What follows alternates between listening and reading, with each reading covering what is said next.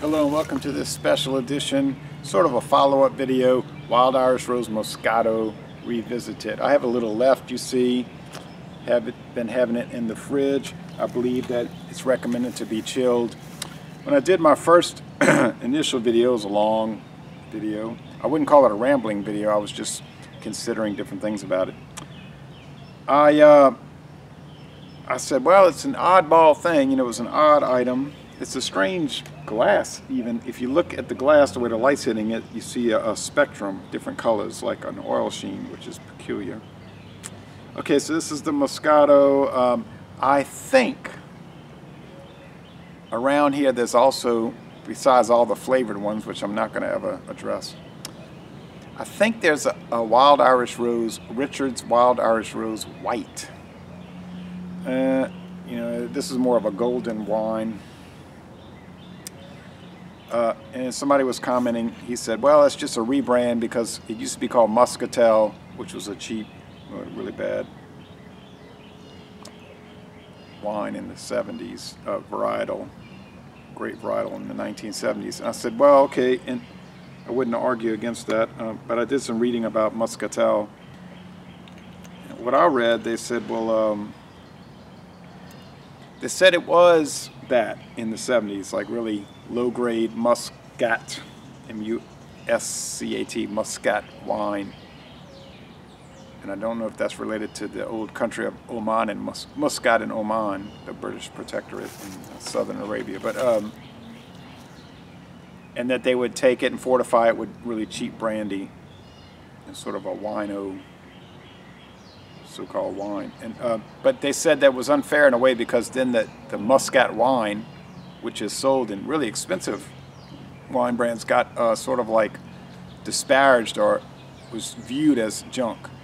And they said it wasn't really true. Now this one here, when I first had it, it was 17%. It's sort of strong and it makes you jump back. But is it fortified with brandy? Up to 17% alcohol, you think that it probably is. They're saying it's pure wine, but brandy, distilled wine, so it might fall into that. And I think with the fortified wine or dessert wine with that category in the U.S. government, I have to check the Tax and Trade Bureau regulations. I think they're allowed to fortify it with brandy. I think even sacramental wine, since the 1920s, the Catholic Church has allowed brandy fortified wine. So if it's a Constellation brands, they're probably using Paul Masson VS to fortify it, and maybe it's rejected Paul Masson VS, like some that didn't come out quite right or something. I don't know. I mean, the way they talk about this on their website, it's like, oh yeah, we have this winemaker, he went to Cornell University and he's been working with us since 1980 and he takes such pride in his care for wines, and you say, wow, and they go into all this detail, all these tasting notes and sell sheets, and then people are saying that's total, like, absolute bum wine. And it's strange, but it's curious in the way that the company addresses it. They're just looking at it like, hey, this is a specialty item, and here's the great regard we have for the venerable Richard's Wild Irish Rose line. So it's hard to figure out how to approach it. Now there is definite alcohol legs, which you wouldn't get on like a 10% alcohol wine. I mean, it's almost like it's a quasi liquor, And I think in some states a 17% wine would have to be sold at a liquor store. But the whole reason I'm doing this revisit or this update or reassessment is I've been sipping on it, like 2 ounces a day, something like that. And I was thinking about it, yesterday. I said, there's something,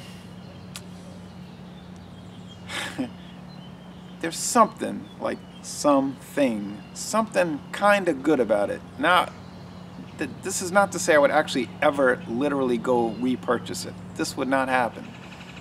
Especially since I can get Carlo Rossi wines, which are not fortified, and I can get those, and they're the table wines, less than 14%, and they're much cheaper per milliliter or per ounce. So I mean, I wouldn't buy this.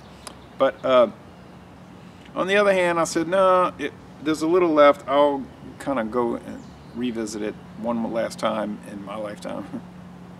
But I do want to go, and I think it's called Budget Saver. Well, I know it's called Budget Saver Grocery, and it's on U.S. Highway 90 business route eastbound in Marrero, just east of where it becomes the elevated expressway. And I'm pretty sure they had the white, not Moscato, but white wine. I do plan to go back on the west bank of the Mississippi River in the next few months. So I'm going to check that out. And I felt bad not buying it. After I left there, a few days later, I said, "You're stupid, because you may never see it again. You've preached about the missed opportunities, but then yet you practice it. You practice what you preach against, I know if I see Pabst American Pale Ale, I won't be passing that up. I mean, unless the price was totally outrageous, which I wouldn't expect that. Okay, so could they be making this with yellow grapes? Yellow raisins even, yellow raisins. It could be. That would fall under the Moscato wine thing. So, I don't know. It's Muscatel is musty. Okay, so if you're turned off by really strong and pronounced, and even you might want to say boozy aromatic presentations, this is gonna throw you. But if you can kind of get past that and you say, it's not terrible. But it's different taste. I wanted to do this before I started cutting the grass, because after I'm cutting the grass hot, you really don't want to mess with wine like this when you're hot, kind of dehydrated, need more water. No, don't do it. It's very sweet, so, but it's an odd type sweetness in the sense that it doesn't taste like there's like corn syrup in it. Maybe sugar, pure cane sugar. But then you would figure that would all of that would convert to alcohol. So I think that the sweetness is literally coming from the grapes. I don't think that they're the all super horrible grape options. I do think that Constellation Brands has enough self-respect or whatever to put out things that are not totally objectionable. And I don't think this is objectionable. I think it's something to drink with trepidation, though, because it's sweet and you say, well, it's kind of pleasant, but don't just start sipping and drinking and thinking and drinking and sipping. It's going to take you to a real bad place. 2 at the most 3 ounces should work for the entire 24-hour period. I just beg you not to indulge in it. Just don't do it. I mean, if you drink a full glass of Carlo Rossi, like a 13% Carlo Rossi Merlot, you'll start to slur a little bit. Like you'll say, I got this, I don't feel it. But then you'll notice when you're talking to somebody, you're saying, and you catch yourself, I hope they didn't notice that, but they probably did, so, but with this one, oh man, I'm not saying I'm not going to get up here and say it's bum wine, trash, garbage, I don't really do that with products. It just is like, it's a product, it's made. Now, who buys it? Okay, that's a customer choice issue. If people abuse it, that's really their purview, right? It's like people will say, well, since certain people abuse a product, that makes the product bad. Well, the product might be neutral, neither good nor bad. It's just a product people make. Now, if you want to abuse it, that's not a reflection on the company who's making it. That's your choice, okay? And we downplay free will these days in the world, right? We want to make excuses for everybody. We blame the producer on the misbehavior of the consumer, and I don't do that. So, it's foxy. Oh, it's foxy. You can read about what that means, foxy wine. Yeah, like, it's a strange thing. Like the more I drink on it, the less I am opposed to it.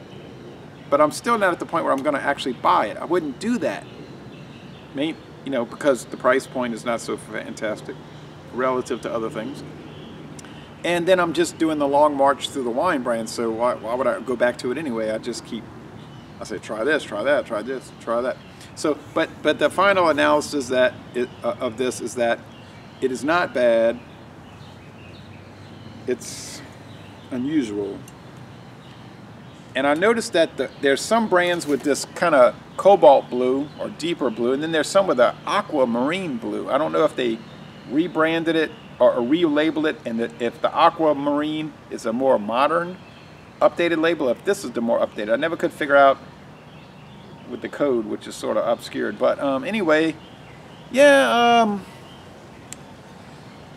I'm starting to kind of become, or I'm starting to go in more into the pro Richard's Wild Irish Rose camp. Like, more on the favorable side of things. So, but I gotta call them like I see them, and the way I see this is, it's okay.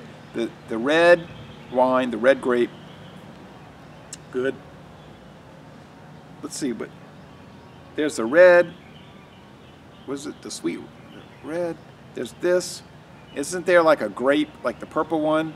And then there's the white. And then I think besides those four, there's like maybe 10 or 12 others that are all these flavored things with natural flavors, coloring, artificial flavor. I'm not going to address those. I can't do that with the beer anymore. I got one last beer with that. I can't take it anymore. I'm just getting, I don't want to do it. But if it's pure wine, you know, pure alcohol, whiskey, or pure beer, I'll address those. But the flavored stuff, aside from like maybe a chocolate stout or coffee stout, I don't really want to mess with it. Of course, I'll probably violate that whole protocol in a month. But anyway, so yeah, it's I would say it's worth checking out. It's the way I feel about it. Thank you for watching this video production.